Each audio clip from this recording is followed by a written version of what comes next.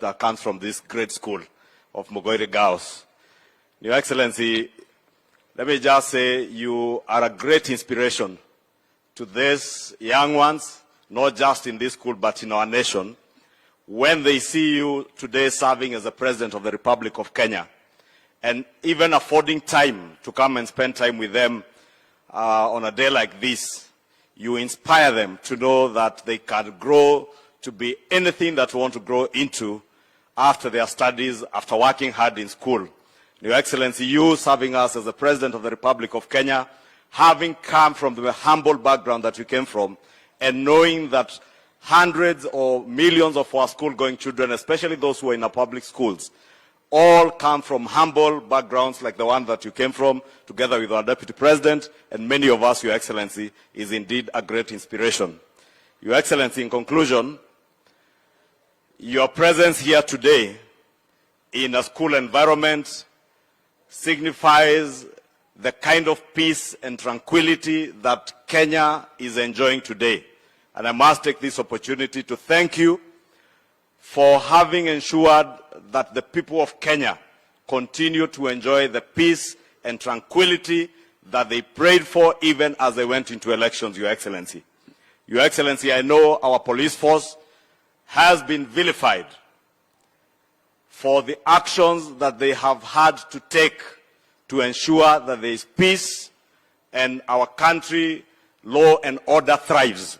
But I want to encourage you that the task force, Your Excellency, that you appointed to look into the welfare of our officers, to hasten in the work that they are doing so that our police officers in this country are well taken care of. Well taken care of as well as they took care of the lives and property of Kenyans during these last 3 days when those who are engaging in subversive activities tried to interfere with the peace and law and order of our country, Your Excellency. Your Excellency, let me also take this opportunity to ask those investigative agencies that are in charge of investigations, and I know even those of us in the Fourth Estate, we are very quick to vilify our police officers, but we fail to recognize that there are criminal elements that have taken advantage of the demonstrations that were called by those in the opposition. And we have seen even armed groups engaging our police officers with arms. Honorable Your Excellency, Mr. President, the day before yesterday in Kangemi, there was a group that fired at police officers. And we are lost at what the police are expected to do when criminals using firearms are firing at police officers in the disguise of demonstrations. Our police officers must be firm to maintain law and order, and we must continue encouraging them. And we ask the investigative agencies to make sure that the criminal elements that have penetrated these demonstrations, Honorable Speaker, as those who have called for the demonstrations, we hear they call for the demonstrations, and together with their families, some have gone to Mombasa on holiday, others are in Dubai, others are in London, as they leave young people to be battered in the streets and to fight with the policemen in the streets, Honorable Speaker. You know, Honorable